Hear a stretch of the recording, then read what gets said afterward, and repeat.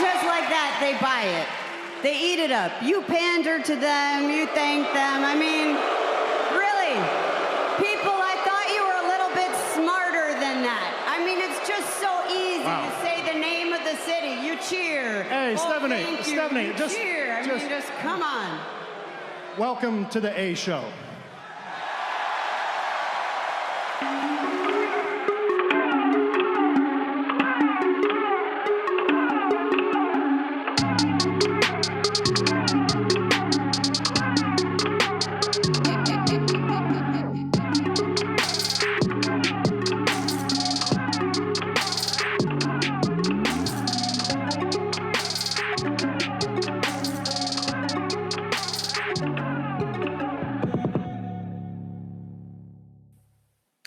What's going on, everybody? Welcome back to the A Show with the Kings of Pro Wrestling podcast. Well, at least one of them this week.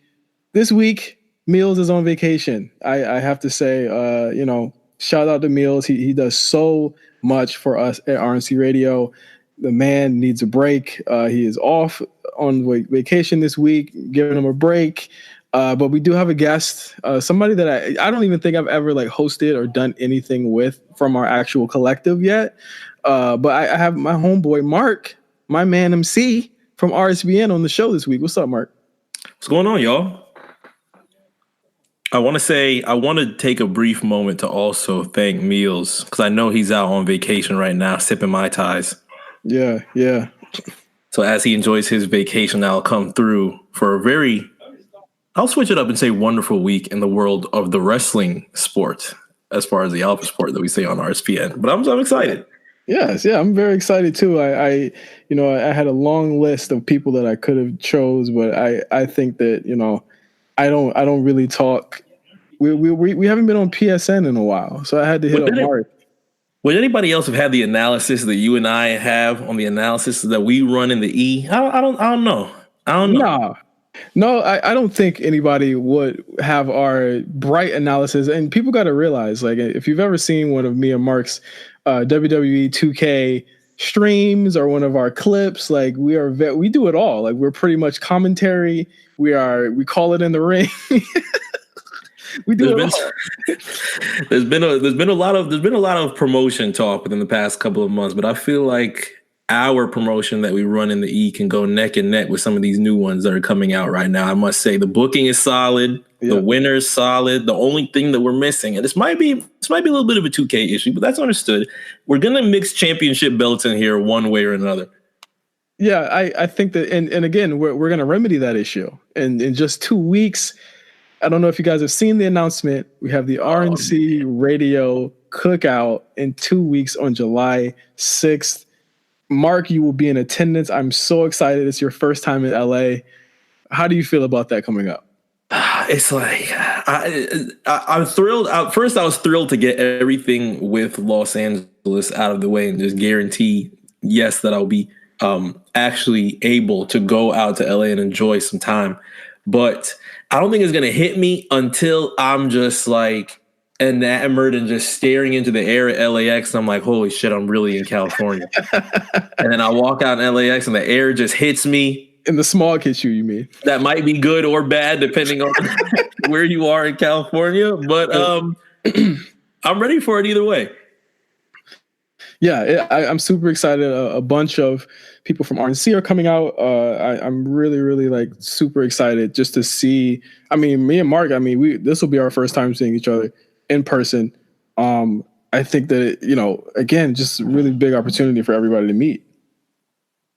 Yeah, it's gonna be not only will we be playing things, there's gonna be also different types of content. Yes, many different things that we are going to actually be able to create as a unit now. And usually for those that are very in tune with everything that we have going on in RNC, you'll have certain things going down in Florida, Atlanta, New York City, and California. But to actually have everything come together as one melting pot and have everybody creating content at the same time is gonna be beautiful. Absolutely. Again, the RNC Radio Cookout. If you're in LA, holla at me for the details. If you want to pull up to that thing, you gotta bring a dish though. You gotta bring something. You gotta bring something of worth to this cookout. I already know Cliff Skywalker will be in the house there. Cyrus will be in the house. Jeff will be. We could get a live RSPN. This is your first time seeing Jeff too, wouldn't it be? First time we'll be meeting Jeff in 2 weeks in LA. That's so crazy. Like a lot, and the thing is, people don't understand with like RNC is that like we were literally like all friends through group chat and the internet for a really long time, and it's like now like I think that when you meet someone for the first time, you're officially best friends at that point. The positive thing is that I've already met some of the RNC, so I already have Cliff. I've already pre-ordered my pizza with Cliff. I need my pizza pre-order. I don't know if I want to go. Well, I'm not positive if I want to do the shrimp joint or if I want to do the pepperoni piece yet, but either one of those two are going to be on the way in 2 weeks, and that is also one of the things that I'm very, very excited for. If you follow Cliff's Pizzas on Instagram, yes, absolutely, and we're gonna get a full range of foods that weekend. Again, it's going to be myself, Pafifi, Cam, Eric, everyone. I think we're going to have everyone but 2 people showing up to that, and that's huge for like such an outing that literally popped up in a month. And I know it kind of like everyone's listening to this is like, what the fuck? I can't even come out to that. But I just have to like express that, this is like going to be a big thing, but we're going to have content that comes out of it that's going to be something that's worth it for everybody that's listening to the show this time around. But speaking of this show, let's get to pro wrestling talk on this episode of the A Show. Again, this is a go home show of the A Show. I'm going to kind of bypass the Raw and SmackDown. Did you see Raw and SmackDown this week, Mark? I did. So thankfully, now that the NBA Finals is over and the champion has finally been crowned, I can give my full undivided attention back to the WWE. Right. And as of right now, we have Stomping Grounds coming on this Sunday on the WWE Network. But as of right now, I've been in tune with Raw. I've been in tune with SmackDown. There's some positives and some negatives that I've enjoyed in both shows. I'm fully caught up and really enjoying NXT UK, and 205 Live has also been caught up with. So now that the NBA is out of the way and we're getting to the bottom area, the draft is tonight, NBA Awards is next week. Now I can finally get back to my wrestling. Oh, awesome. So before we get into our predictions, let's do a little bit of no holds barred. This will be your first time doing no holds barred, Mark. I'm super excited about this. Let's do it. I'm about some bardish. I'm feeling bardish real quick.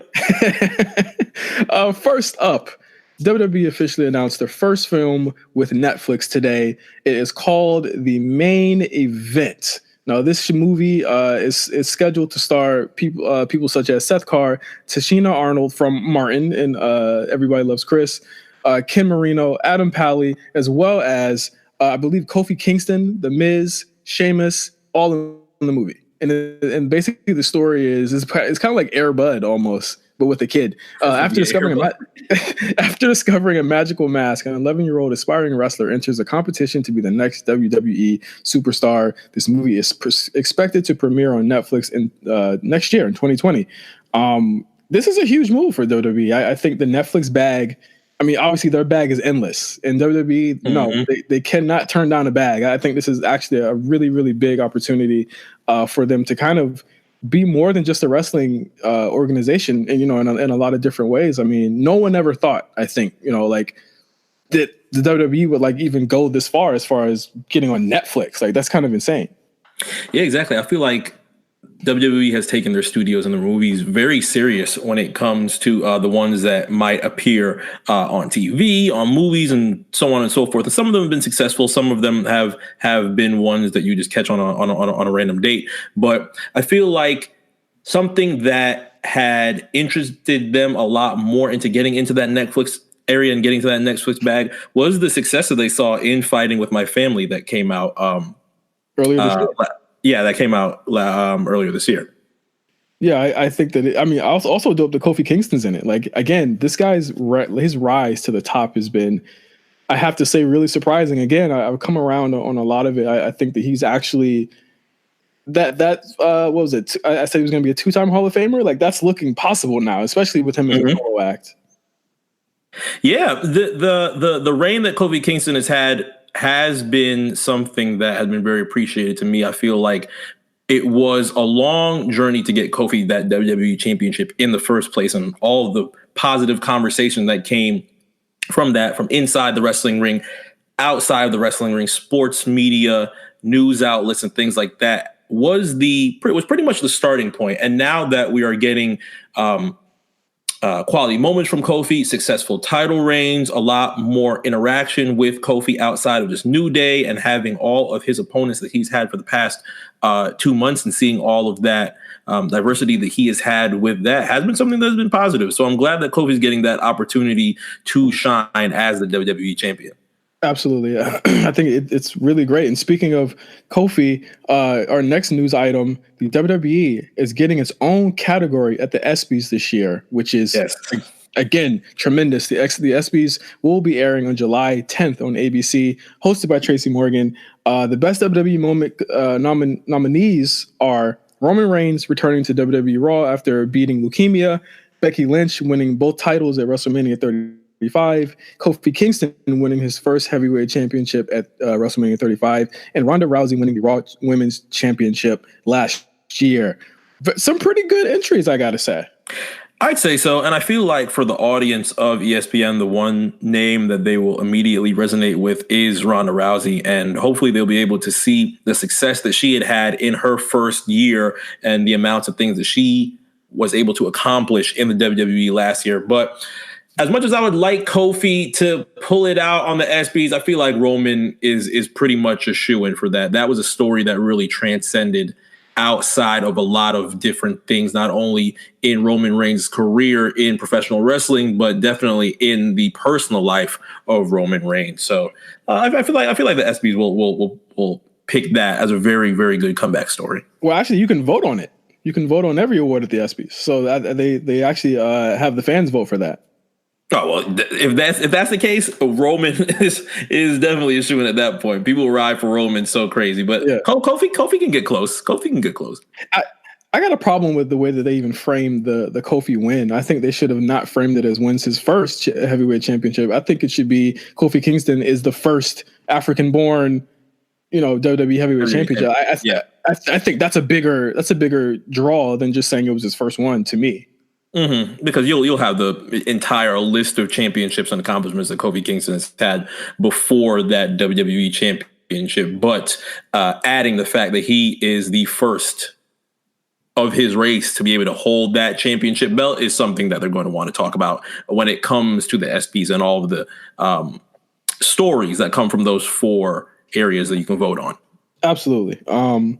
So let's get into a little bit of AEW watch for this week. Steve Austin spoke with AEW president Tony Khan this week on the return of the Steve Austin podcast. Have you listened to that podcast in a while? Like I literally checked out on that podcast like 2 years ago when he was interviewing his fucking dog one time or some shit. I think since the WWE network started doing less and less of them, because I like I've started to become more of a visual podcast watcher as of recent. So I liked watching Stone Cold's podcast when it was on the WWE network. But since they started slowing that down a little bit, I kind of tuned out of his podcast. So no, I wasn't able to see that one. Yeah, it was it's just, I think there was one episode where Austin was talking about the riots in Baltimore, and I was like, all right, I'm done. I don't want to hear this, so please do not. Don't even tell you what he said. Don't even tell you. Because I swear, I do not want to ruin the image of Stone Cold Steve Austin in my head right now. So one of the interesting things, other than just a general conversation about his past in wrestling and how much he loved wrestling, Tony Khan talks about AEW and their house show tours and if they'll have an off season. Now, on the subject of an off season, he said they're not going to have an off season, but he said, if you're a real wrestling fan, you don't want to take any week off, whether it's the middle of the summer or the hottest day of the year. You want to go inside and watch wrestling. It's Christmas or Thanksgiving. You want to watch wrestling with your family, or you want to try and sneak in wrestling. How do you feel as though him saying that like kind of goes against a lot of the arguments with people who are saying that AEW is like this true alternative to the WWE, when he's literally saying right here, like, there's going to be a Christmas show, there's going to be a Thanksgiving show in the same way that WWE does it. I think it's appreciative that Tony would immediately think of the fan first. Unfortunately, in this conversation, it really isn't up to the fan. Well, in certain areas, I guess it is up to the fan whether or not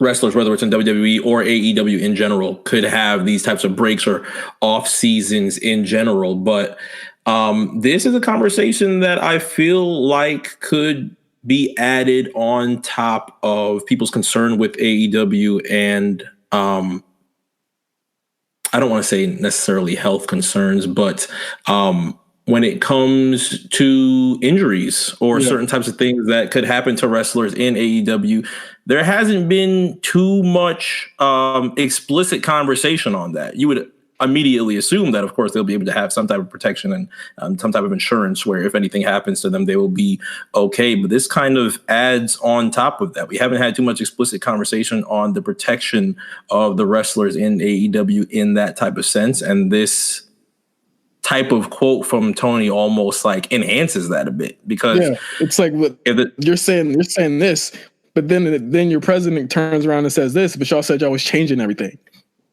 And that could end up being a somewhat of a conflict when it comes to Cody, Bucks, Kenny Omega, as well as Tony Khan. You might see certain ideas and what the elite would like to think would be nice for AEW. And then when it comes to the bottom line and when it comes to Tony Khan and the person who's writing all the checks for all these types of things, things could conflict in that area.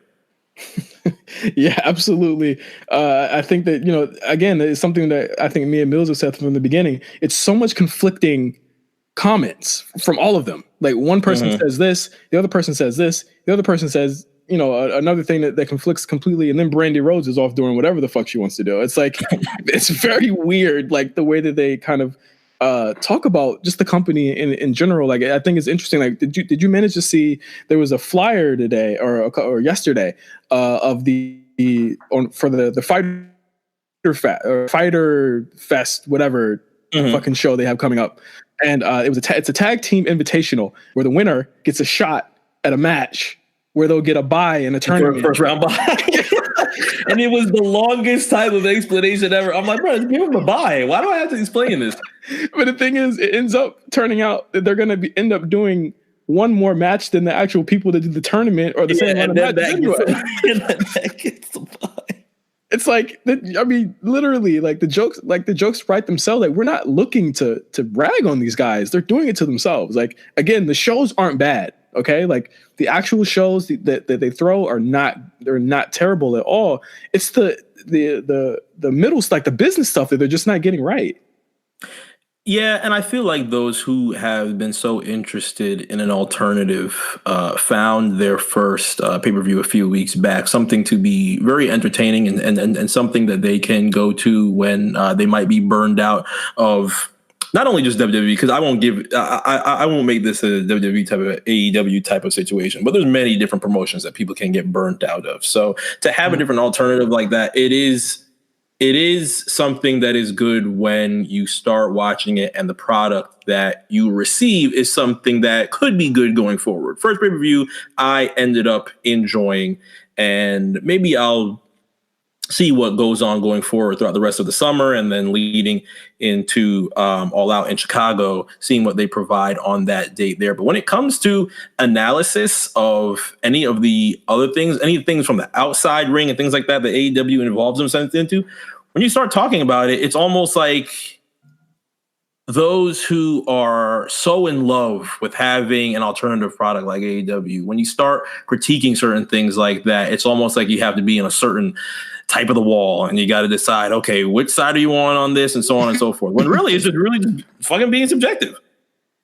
Yeah. And people that, you got to pick a side here. It's like, if you're not, you're on payroll type shit. It's like, it makes it so exhausting. Yeah. One more comment that he had on the show, which is from what I hear, was a pretty good show. I'm just kind of taking quotes here about house shows. He said that house shows are not the core business focus of AEW. And I quote, he says, he's kind of made it a key part of the business plan, but I don't want to put too much mileage on the top performers by having them perform on shows where it's not going to generate as much revenue or it's going to make it, or it doesn't make as much business sense to put the mileage on your guys. I also don't want to put on an inferior house show product that isn't the top people. So if you see us do house shows, they're going to be top shows with the top people, which means we're not going to be doing 6 a week of them. Very interesting comment, considering that house show businesses in a lot of ways where people, where the WWE gets their merch money from, where they get, sometimes house shows, a lot of people say are better than the actual TV shows in terms of match quality.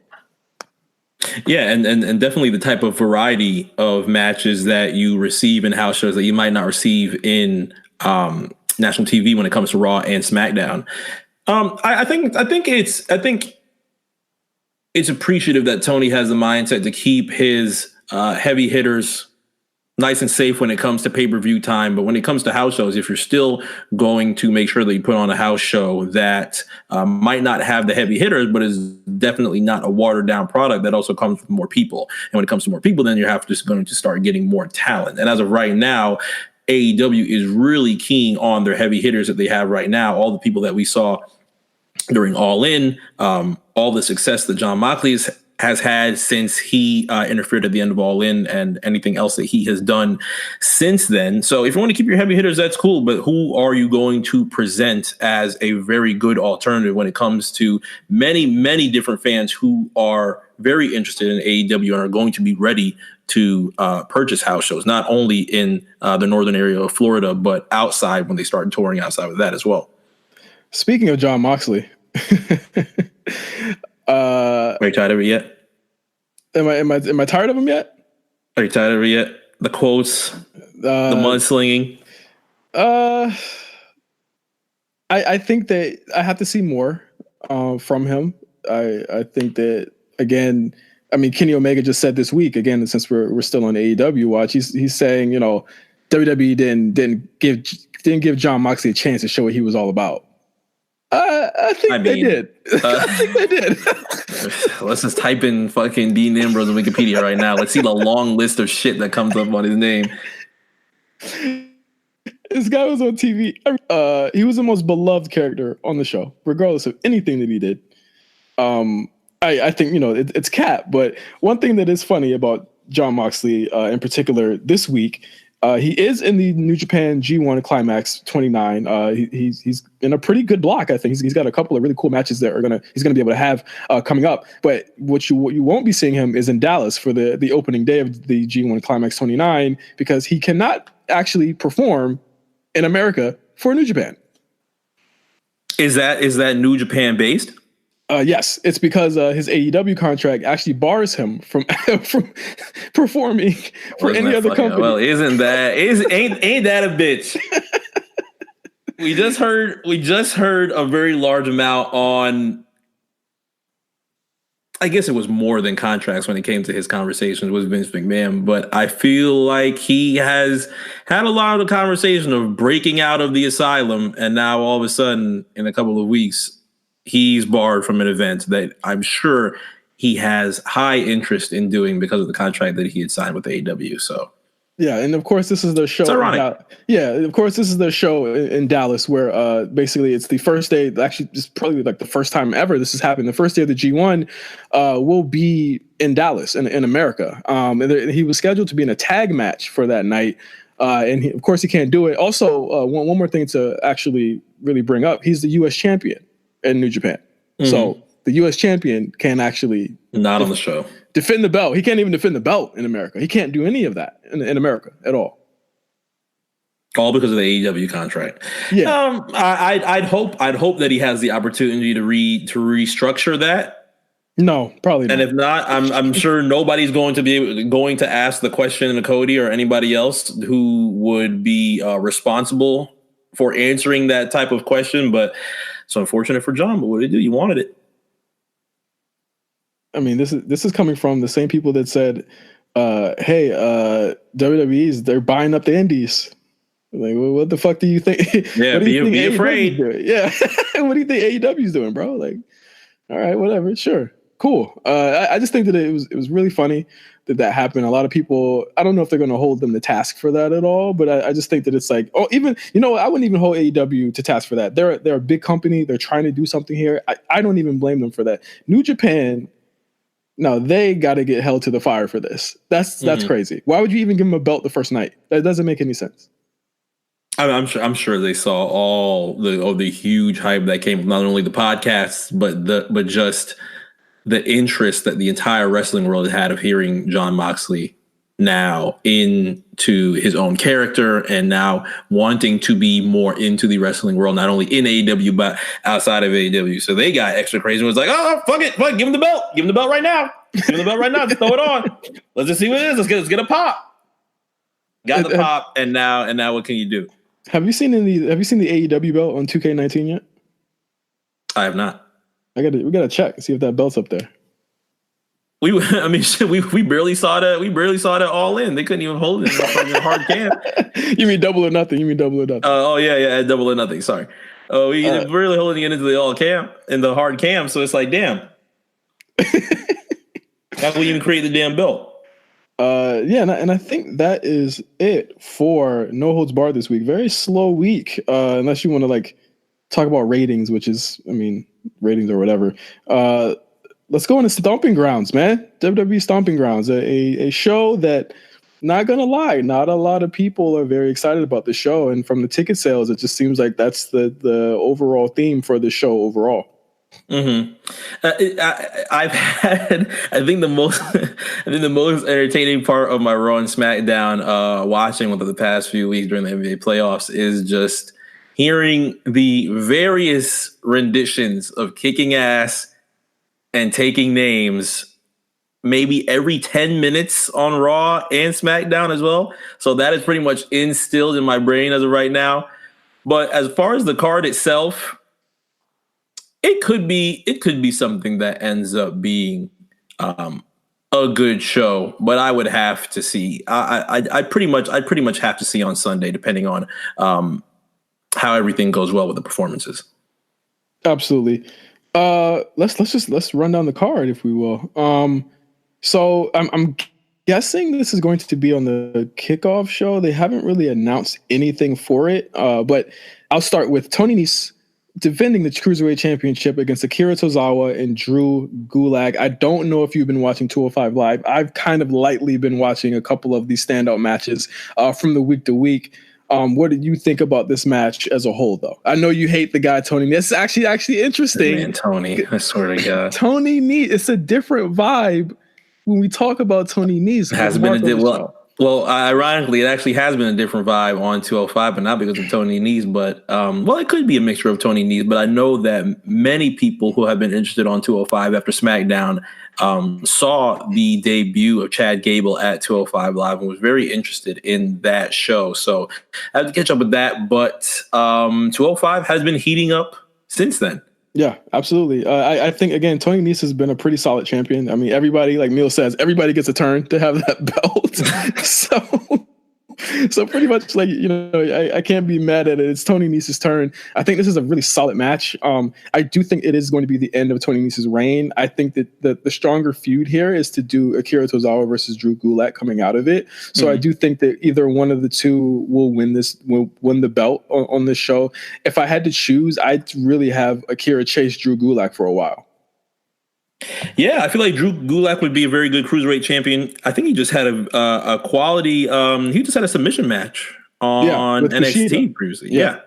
So he had a very good match with that. He has been moving in between NXT, between 205 Live. I would like to see the cruiserweight championship on Drew Gulak. Akira Tozawa, he had his moments as one of the earlier people within 205 Live. So that being a feud could end up being a quality main event type of feud for 205 Live. But again, I'm really interested to see how they shake things up after this championship match. And if they do switch hands from Tony Nese, maybe they'll start adding some different names and some different areas to 205 Live. Chad Gable is one of the names that were more interesting to me, but I've loved the fact that they are more than willing to bring in names like Oney Lorcan from time to time and have that type of cruiserweight match in 205 Live.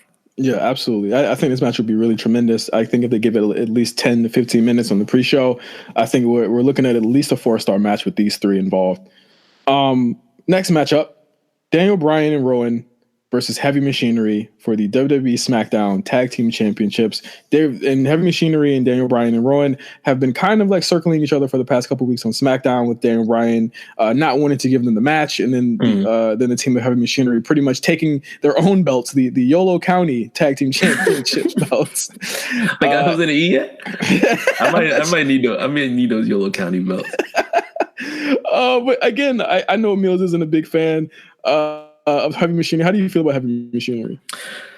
I feel like I had more of an interest in Heavy Machinery when it was NXT time. Now that they're on the main roster, it's a very good for them as far as their character to have an opportunity at the SmackDown Tag Team Championships, and being in a match with Daniel Bryan in general, as well as Eric Rowan, is something that is going to be good if they're able to perform well between Otis and Tucker themselves. But I'm interested. I don't see the championships changing hands at all, but I am interested to see how they hold themselves with Daniel Bryan and Rowan. So you think that Daniel Bryan and Rowan are going to win? Yeah, I feel like the championship stay. I think it's going to be a very interesting match again, because this is going to be the first time that the Heavy Machinery has kind of faced a team at this level, or at least within another team, like faced someone like Daniel Bryan, who really elevates any type of match that he's in. Absolutely. I know a lot of people feel as though the Tag Team Championship is a demotion for Daniel Bryan. I think this is actually a huge advantage and a huge boon for him, because it'll actually give him the opportunity to not only kind of like stay in the picture, so to speak, but also give the Tag Team Championships a lot of credibility, and also kind of like keep him from having those crazy singles matches that he's known for having, like the one he had with Kofi, the instant classic that he had with Kofi at WrestleMania this year. But I think that he is, you want to give newer guys like Heavy Machinery the Daniel Bryan rub, because I think that it's just going to make them look a lot better. I think obviously Otis is someone to look out for, because Otis to me is the heart of this team, and I think if you put him and Daniel against each other, I think there's going to be a lot of magic that comes out of that. So I'm really interested in seeing how that works. Mm-hmm. And especially when it comes to discussing the fact that Daniel Bryan could also bring a lot of legitimacy to the SmackDown Tag Team Championships. I would say the one positive I will admit before I say this, I was going to come to the A show with the intent to discuss my disgust with the wild card rule. But one positive of the wild card rule is you start getting these type of things from a Daniel Bryan, who, despite him being the tag team champions, if he can come in a Raw and have an amazing match with Seth Rollins and challenge for the Universal Championship, it doesn't necessarily bar him to being directly stuck on SmackDown and having to do tag team matches the entire time. And I'm sure those who are big fans of Daniel Bryan are going to want to see him break out from time to time and do certain things outside of that. So I would say that is one positive of the wild card rule. But again, you bring up a Daniel Bryan who is very, very well versed in not only making himself look amazing, but make his opponents look even 10 times better. So mixing in an Otis Dozovic and a Tucker Knight in that situation, along with the Rowan as well, is something that could be very good for this tag team match. Absolutely. Next matchup, the New Day of Big E and Xavier Woods, of course, versus Kevin Owens and Sami Zayn. Regular tag team match rules here. The New Day and Kevin Owens and Sami Zayn have been feuding for the past almost 3 months at this point. Not a big surprise that they would break off with this, with Dolph Ziggler facing Kofi later on in the night. I think, again, Kevin Owens and Sami Zayn, great team. I am just so tired of seeing these two together. It has been 2.5 years at this point. I mean, longer than that, since they've been on any roster, they've been linked with each other. I thought we were finally going to get a chance to have them separated. Then the wild card rule hit. But first Kevin Owens turned heel. Then the wild card rule hit, and then right back with each other. It's just maddening, the booking of these two guys for the past couple of years. And speaking of the SmackDown Tag Team Championship, I thought that the WWE would give Owens and Zayn an opportunity to be Tag Team Championships around the time that Sammy had saved Kevin when Shane jumped off the Hell in a Cell. But that ended up not happening. And you've had the somewhat the somewhat, originally with Sami Zayn, it was like the somewhat troll that kind of did the smirky type of shit, just danced around a whole lot. And it was just, oh God, you really did not want to see that from Zayn. And then you mix Kevin Owens in it.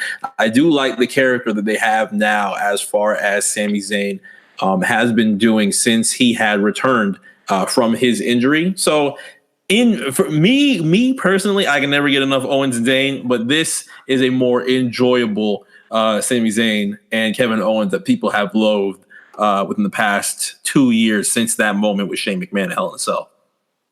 Yeah, it absolutely has been. I have to agree, but the thing is, I also feel as though that's being kind of thrown off because he has to go back to being Owens' lackey. You know, it's like we're facing a rerun here when it was going so well with Kevin Owens being a face, which I really enjoyed. I thought he was a great fucking baby face, and we've never seen it before. You know, and then they went right back to the well. But I mean, just in terms of this match, I think they beat Kevin Owens and Sami Zayn so fucking much on TV. I don't think the New Day needs to win this. I think, again, their focus should be Kofi Kingston, and I think that's fine for them. They can take a loss without actually looking crazy. I'd say Kevin Owens probably pins Big E, and I think that puts him right back in the picture of facing Kofi next month.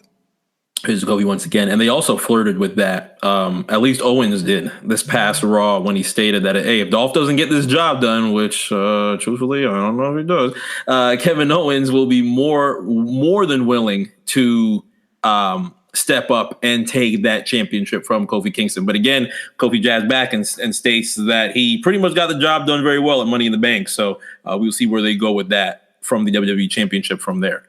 So you think Kevin Owens and Sami are going to win? Yeah, I'd say so. I feel like Big E and Xavier will be able to put on a good match, especially a tag team match in an area where they're A1 in. But having Owens and Zayn get that win at Stomping Ground was something that will be quality conversation for them going forward on Raw and SmackDown. Absolutely. Next up for the WWE United States Championship, we have Samoa Joe going against Ricochet, and one of the matches I'm most excited for on this whole card. Ricochet won a really great 5-man elimination match on Raw to earn this spot on this pay-per-view. His first, big singles pay-per-view match. I think again, Ricochet has been the victim of a lot happened ever since they broke him up with Aleister Black after WrestleMania. I mean, the booking's been up and down. I mean, one week he's losing to fucking Robert Roode, then the next week he's earning title shot. It's just been very weird booking for him, very up and down. I don't think the in-match stuff has suffered because he's had a really great series with Cesaro, but I think this is really a chance for Ricochet to show off on a big stage against someone who's a veteran, who can actually kind of pace a match well, and who really knows the WWE style in Samoa Joe. And shout out to Cesaro in that type of regard, because Cesaro has been really amazing, not only with Ricochet, but as well as the 5-man elimination match that we had this past week on Raw. But I'm excited for Ricochet.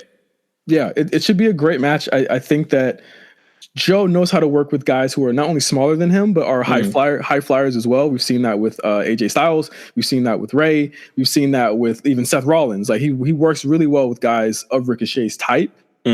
However, I do not see Ricochet winning the title yet. I do see Joe winning this match, and he should win. I think he's a great heel to chase.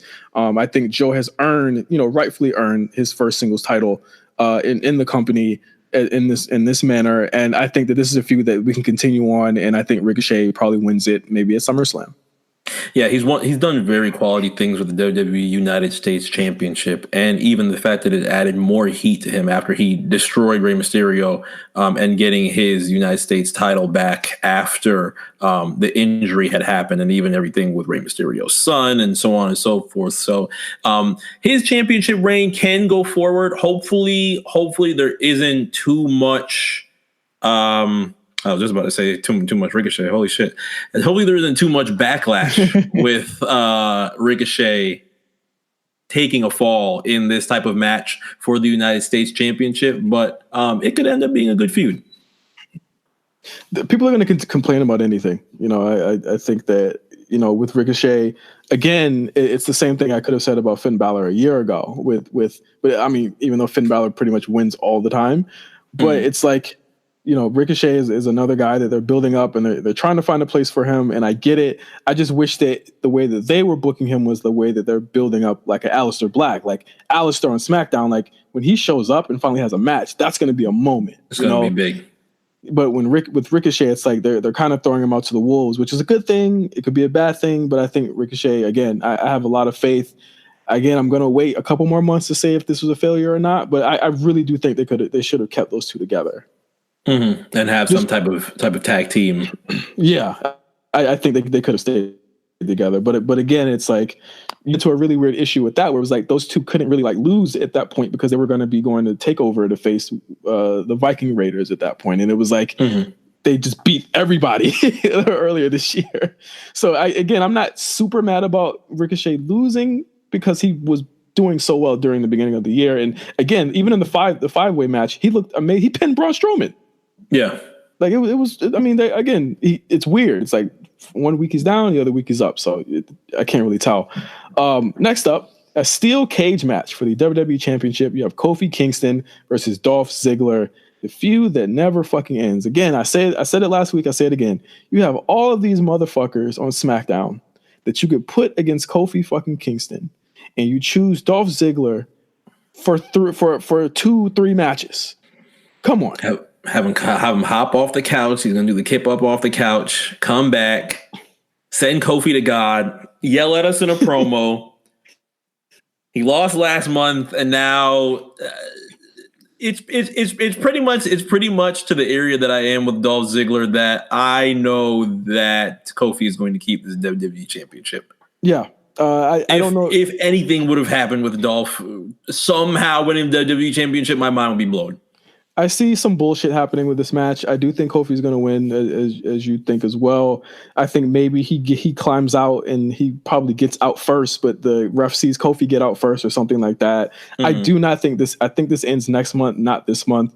Again, they booked Kofi very strongly. I do think he will look strong. I mean, Kofi has been whipping everybody's ass for months now, and I think that it's tremendous. But I think again, I'm just perplexed as to why they can't call like even just a Rusev out. The thing with Rusev has been kind of interesting, hasn't it? I feel like he has made, or at least tried to make, a name for himself on social media as far as ending everything that has happened with Rusev Day and kind of like starting a new path into making his name back onto WWE television. But same thing that would happen with, I feel like I'd be more invested in this feud with Dolph Ziggler than I would in Rusev. I wouldn't really entertain Rusev having a chance or even a little small glimpse into being the WWE champion. Yeah. But I mean, at least the chance, even if he loses, I think a lot of people just want to see him, like I think they just want to see him on TV. It's like Dolph Ziggler is someone who he's damaged goods in a lot of ways. I think there's a lot of upside to a Rusev Kofi match. Then we haven't seen it, like I plant my, and has also been, go ahead. No, I was going to say, and he's also been somewhat vocal about, well, actually his vocal has actually been saying nothing at all, because sometimes when it comes to him, when it's time to re-up the contract or when it's time to discuss different promotions or anything like that, it's kind of like off to the side. Either he's being silent or he just won't say anything about it. And then all of a sudden, months later, holy shit, is Dolph Ziggler popping up out of nowhere and sending somebody to God. Every single time. And they yell at us, like you said. So yeah, I definitely think Kofi Kingston wins, but I do think there is going to be some fuckery abound. I don't even understand why it has to be a cage match. It wasn't like there was a lot of people interfering in their matches anyway. Yeah, Kofi was like, all right, I'm so happy that it's a cage match so Dolph could finally not run away. And I'm like, oh, he's kind of been, when he runs up, he kind of whoops your ass a lot. But thankfully at this point, steel cage will keep him away from just running up, attacking, hitting that running grapple, and then dipping out. 3 stomps? Oh, Dolph is doing 10 stomps. Kofi's in the red. This is 2K lingo here. Next match.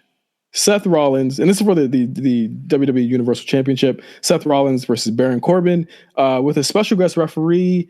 I think this match goes as the special guest referee goes. I don't really know who that could be. If I was really a betting man, like I'd say that it either a McMahon or somebody Heyman. that would just Heyman would be perfect. That would be perfect. I wasn't even thinking that.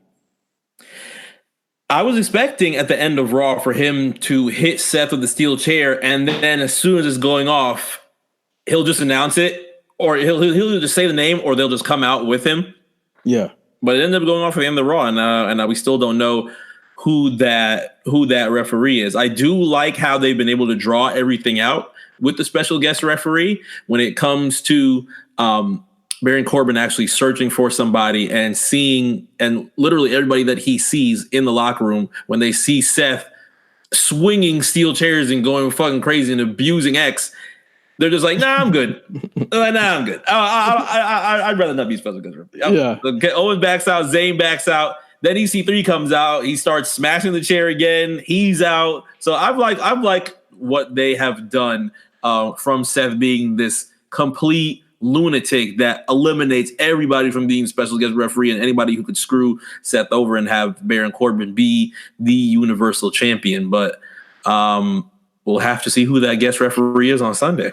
Yeah, I'd love to go in and say that this is going to be a easy Seth win, and I still do think that it will be. But again, the Brock thing is looming.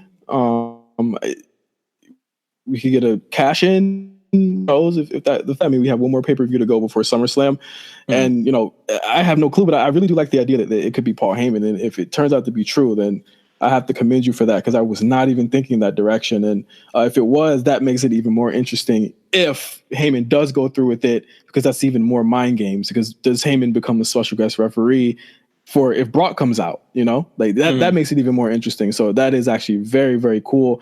How do you feel about Seth as champion so far? I feel like Seth has done everything that he can possibly do to put the Universal Championship in the best limelight. I know there's been a lot of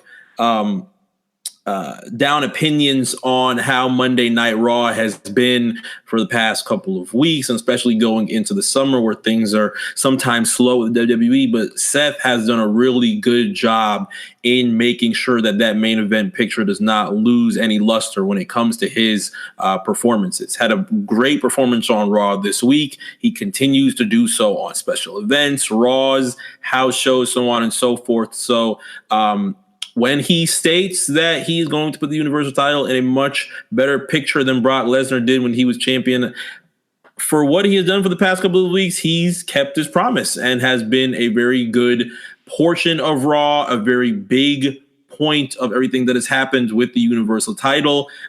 He's done really good in his sells with Brock Lesnar and the Money in the Bank as well. So I'm happy for Seth. I'm happy for Seth, and I will continue to watch Raw just to see what Seth has, and what Seth will be able to continue to do up until Brock Lesnar eventually ends up cashing in that Money in the Bank. All right, next match for the WWE Raw Women's Championship, we have Becky Lynch, Becky One Belt, versus Lacey Evans. They're going at it again. Hopefully better than the last match. Again, not much has changed with their feud. I think this is more of a building feud for Lacey Evans than it is just another challenger for Becky Lynch. Obviously, you have to have the post-Mania challenger before they get to somebody interesting here. Again, I don't really see any title changes on this show whatsoever. They could surprise me. But I do think that Lacey Evans has a lot to prove here. I think Becky, to me, has a lot to prove as well. Very interesting dynamic between the two here. I'd love to see this feud end after this show, though. I think Becky will win. I wouldn't be too mad. I would, out of all of the titles that can change on Stomping Grounds, I wouldn't be too mad if Lacey Evans gets almost like a Food Gaze type of win and somebody interferes and costs Becky Lynch the Raw Women's Championship. It doesn't necessarily mean that Lacey Evans will need to have a very long reign as the Raw Women's Championship. She can literally lose it in a week, probably after Becky Lynch has a rematch. But just to have that type of situation where Lacey pretty much shocks the world and beats Becky Lynch to be the Raw Women's Champion. Now, if the match ends up being a situation where Lacey Evans has a very quality performance against Becky as well, that's even a plus. But that's probably one of the championship belts that I would appreciate if it did switch. Yeah, I mean, it would be cool. I don't dislike Lacey as much as a lot of people do. She is very much, she's very much in line with, what you would expect from this type of heel. Very cartoonish. I think. It's a character. Yeah, she handles the character very, very well. But again, I think that you got to give Becky somebody better than that. I think that Becky, she deserves, even going into SummerSlam, she needs a big time opponent. And I just don't know if it's not Ronda Rousey. I just don't know who it is, or Charlotte. And it's like, are you really going to go to that well again? It's like, what are we going to do here? So very interested to see what happens after this show. But I do think she'll win and kind of end this feud off. You know what I was thinking though? What if Sasha came back? I think Sasha Becky is a huge SummerSlam match. I think if you are looking at that show right now that needs a big marquee women's match, that is it right there. It's going to be astronomical. I would say Sasha going for that Raw Women's belt and almost going back to that NXT just complete cocky, arrogant heel would be something that's even icing on the cake if Sasha comes back. It could be a complete different opposite from being that NXT type of heel, and could how would I be able to play it? If I was in the WWE, I feel like they would find an interest in playing up a lot of the disdain and just built up feelings that Sasha's had for the past couple of months being off WWE television. And maybe that ends up being a way that they play that when it comes to a feud with Becky Lynch. And that being a headline of SummerSlam is going to be something that is going to be amazing. But I don't know. I don't know how you get Sasha from her house. I honestly don't. I don't know. It's I just think it would be very interesting if that's your Raw Women's program until next year. To me, it's like when you look at the depth of Raw itself, it's like it's not much. Like, I guess you could do Alexa. I guess you could do all that type of stuff. Like, but it just doesn't. It's very yeah. And I would say Becky in general, more than willing to have amazing matches with Sasha Banks. We've seen it beforehand, and I'm sure that they would have much more of an interest to do it again now that is Sasha Banks coming back from her past few months away from television, going up against the man in Becky Lynch. Right. Next match, Roman Reigns versus Drew McIntyre. Drew McIntyre got real spicy on Raw talking about his family. I think that's like the most disrespectful shit you could do.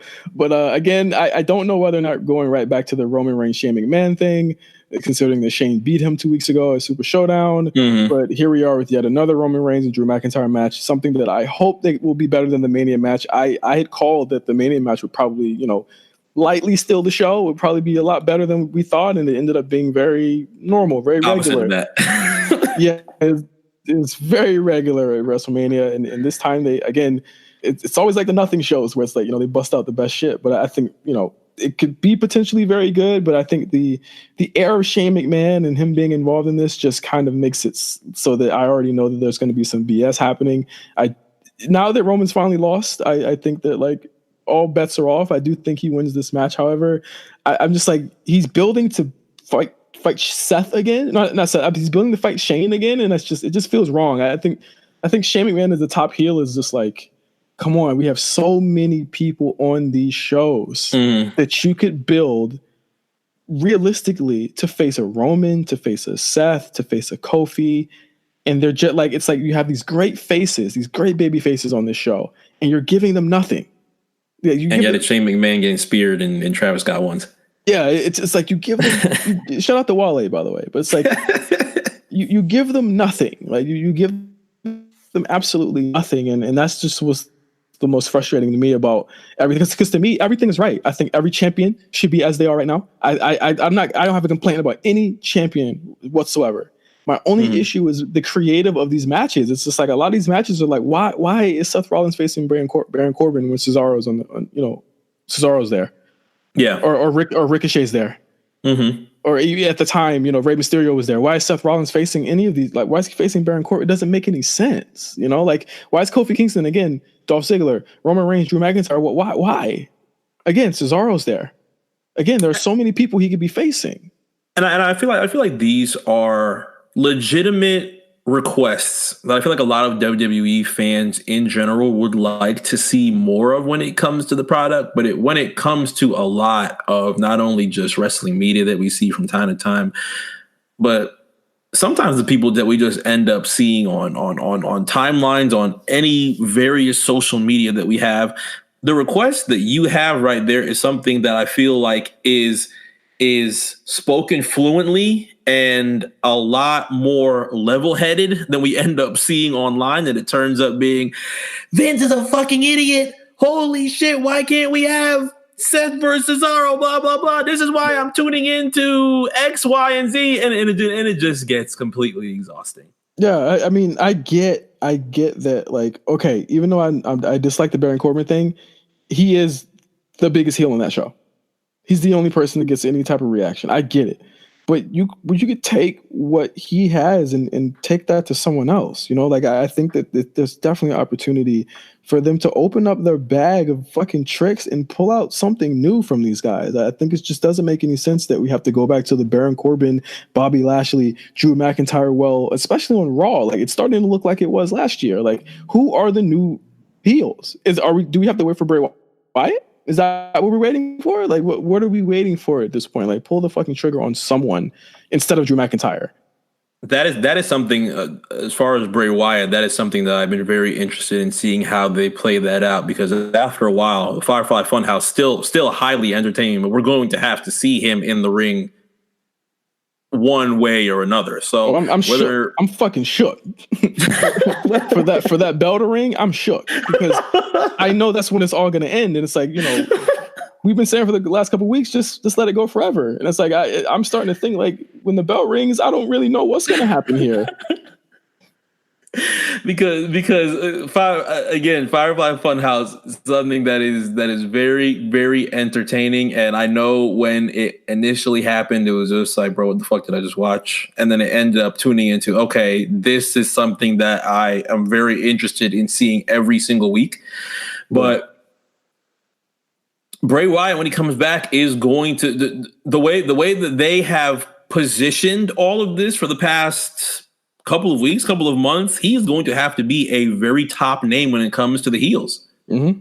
So they could wait for that. But when you refer to a buildup of Roman Reigns and Shane McMahon, I did want to ask, does that bring a little bit of legitimacy into something that I've seen within the past week? And it could be just complete run-of-the-mill type of rumors or anything like that, but I saw something that Shane McMahon has been discussed into being possibly either the Universal Champion or the WWE Champion pretty soon.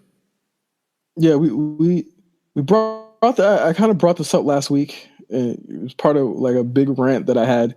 I again, if you're gonna take Shane back through SmackDown, I don't see how that happens with Roman in his way right now. Mm-hmm. If that's going to be the idea, if they do put the belt on Shane, it'll probably be in the fall, or it'll be like right after SummerSlam or something like that. I don't want to see Shane with the belt at all, dog. I don't either. I don't either, and that's why I'm concerned. It's like a lot of people are saying, well, maybe it's going to be Drew, and I'm like, okay, but it's like as long as it's not Shane. I would love Drew McIntyre to be the Universal Champion.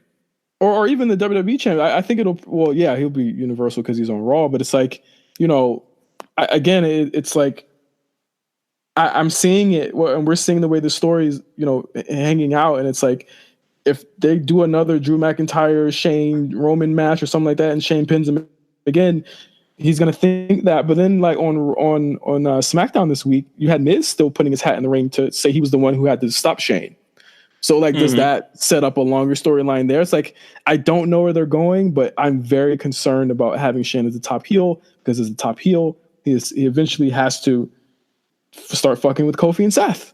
I think it's very cool and very, very, very interesting that they haven't had any of them intersect yet, but it's going to happen. And we should be very fucking afraid when that does happen.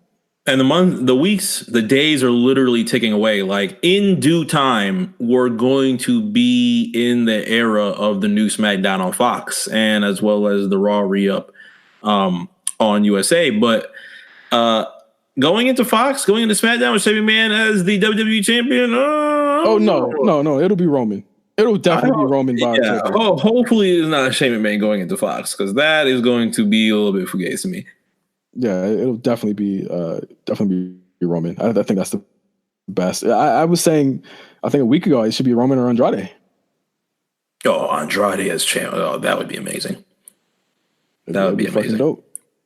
Last match on Stomping Grounds. Let's end it off with the women. Bayley versus Alexa Bliss for the WWE SmackDown Women's Championship. Now, this storyline has been very, very good, I have to say. I've enjoyed it. I've enjoyed it for the most part. I do like what Bayley has been able to provide as a SmackDown Women's Championship, and complete props to the WWE and everybody else who has provided a lot of conversation and bigging up Bayley into being a Grand Slam champion because of her SmackDown Women's Championship win. But this has just brought a lot of legitimacy into her run, and hopefully this ends up being a good match. I just like her attitude now. She's no longer just the gee golly gosh, I'm so glad to be here Bayley, and she's been a full-on badass. And I have to say, like, that's the way that you book a really good babyface. Again, I have no problems with any of the baby faces in this company. They're all great in their own way. And I think Bayley having a new attitude, you know, in the absence of her best friend not being there, is really, really a really great story. You know, I love the fact that, you know, Alexa brought up, like, you peaked in NXT. You know, these things still chase her. These things still haunt Bayley, where it's like, no one thinks that you can actually beat this person. And I think that it's like, you put these baby faces in these positions and you have them win and overcome. That's something that they did not do with like someone like Sasha Banks a couple years ago, where they just had her lose. Yeah. Which is like completely frustrating. Yeah, and when it came to her Raw Women's Championship win, she would lose it in just a week, a flat, if not a week, just a complete flat out fashion.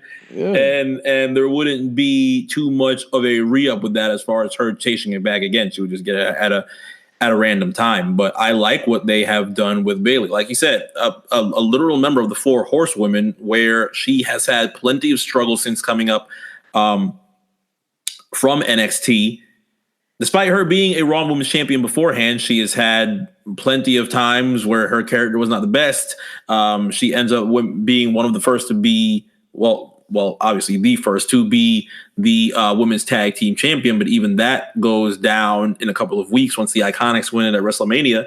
So I feel like those who have been very big Bayley fans have wanted to see a lot more from her, especially in a championship reign that has some importance to it. So to have this in this type of position, especially against an Alexa Bliss, who has accomplished so much in areas that maybe not a lot of people had seen for Alexa Bliss in the same time that Bayley and Alexa were in NXT. Alexa has done so much compared to what Bayley has done since the main roster, and Alexa reminds her of that a lot. So to have Bayley be able to hopefully persevere in this and continue to be the SmackDown Women's Championship is something that I'm going to look forward to. Yeah, and I think the match is going to be really, really good. I mean, they've again, I think they're going to put on their fucking working boots on Sunday, and I think Alexa's trying to get back into the swing of things after being absent for so long. And I think Bayley really wants to solidify herself as really the top women's champion, especially next to someone like a Becky Lynch, and I think it's definitely possible. So I think this match will be great. I think Bayley is going to pick up a much deserved win against Alexa Bliss, especially to make up for 2 years ago when that feud didn't exactly go down the way that everybody thought it should have. And I think that honestly, moving into the summer, I do think we're going to get the Bayley Charlotte rematch, and I think that Bayley should overcome that too. Yeah, and Charlotte is going to be more than willing to make that match look completely amazing. Becky and Charlotte is going to be really good. And when you say that, now I'm even more interested in Becky and Sasha if they end up doing both of those at SummerSlam. But it's going to be a good match. It's going to be a good match. And I have found a little bit of an interest of the buildup in the past couple of weeks in how they have incorporated Nikki Cross into this as well. Yeah, I love the Nikki Cross deal here. Like the Nikki Cross deal is actually like one of my favorite stories. I think that it's a subtle tweak that made Nikki Cross so dope. You know, it was, you know, I like all she had to do was like cut the crazy shit out, and then it was like immediately like just relaxed, and it's just okay, let's breathe. Exactly. So yeah, very, very, very good. I think she'll definitely play a part in this match, and you know, in the long term of everything. So yeah. Sounds good. I'm expecting Bayley. I'm expecting Bayley to still be champion. And now I really want Becky, Sasha, and then Bayley, Charlotte at SummerSlam. That would be so. That would be hard, bro. Yeah, that would be so hard, bro. It would be so fucking hard, for sure. Yeah, and that is it for Stomping Grounds. That match that I think, or not a match, a show that I think would be really cool. One of my things that bothers me is like, what the fuck does SummerSlam look like right now for the WWE? What is a SummerSlam card that is like good?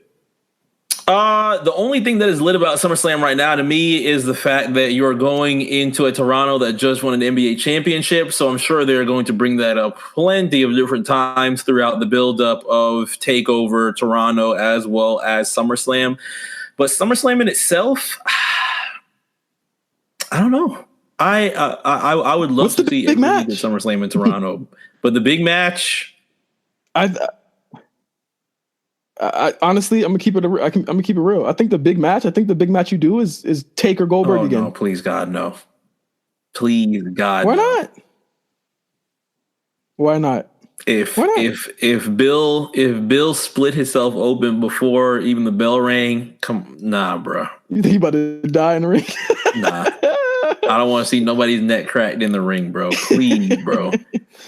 I mean, I honestly, I can't think of a bigger match. I think Seth and Brock has been done a bajillion times. He needs to do. I guess what do you do again? You do Seth AJ again?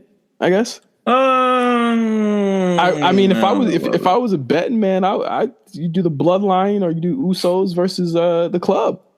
I would love to see more Bloodline. I feel like them flirting with that in general, as far as the Usos coming in from time to time to get Roman's back. That is a good stable that I would like to see a lot more of. But well, I won't even say but, because they can even still be there if Roman is setting up to be in a championship picture around that time. So even them being there to have his back, if they're not in a tag team championship type of picture, the Usos are perfect people to be in that and even heighten that area as well. Yeah, absolutely. I think that's obviously something that could go down, or unless Usos are in the tag picture. You know, you never know. Again, you never know. I'm just really concerned about SummerSlam, because it's like, and I know it doesn't take them long to get these things hot, but it's like, just get to it. You know, like you guys are dragging your feet like a lot. And this is a big show that's coming up. I mean, we got one more pay-per-view to go before we get there. But again, we got to face Stomping Grounds on Sunday and see where that leads us from there. But with everything that happened this week, we've gone all over it. I want to thank you, Marc, for joining the show. Thank you so much for doing this really last minute for me, man. Oh no, I appreciate you having me, and I appreciate everybody that has been listening week by week to everything on the RNC Radio Network, the A Show Network. A lot of this has been coming to fruition for everybody in the RNC, so I'm very appreciative of everybody that has been a part of our growth. Absolutely. And as always, you can check us out at RNC Radio Live for all of the latest and greatest on our network. That includes Late Fees, RSPN, Perfect Play, RNC Radio Podcast. Of course, you can check out the A Show RNC on SoundCloud for the Call Up, Spot Callers, and the A Show, and a couple of new shows that we're going to have premiering pretty soon on that channel as well. So once again, for Meelz, And for Mark, I'm Justin. Thanking you guys for listening to the A Show this week. We'll see you next week with our rundown of the Stomping Ground pay-per-view and the shows that led after it. Peace out. There you go.